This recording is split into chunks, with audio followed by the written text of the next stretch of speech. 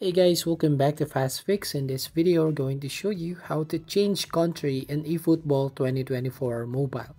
So if you think you can change a country inside a game, so let's try. So just need to tap on extras and then tap on user information and then tap on user details. And here basically you can change your avatar. But as you can see here, if you're going to tap on the country or region, we can't actually change it from here. So as you can see, we can't tap this one.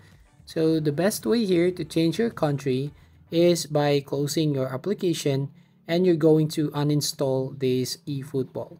Now once you uninstall this eFootball, go to Google Play Store or App Store and you just have to reinstall this eFootball app. And once you open this application, you can now start a new fresh account, and here you can basically select any of the country that you want to choose, so you can change your country right away. So that's it. That's how you basically change country in eFootball.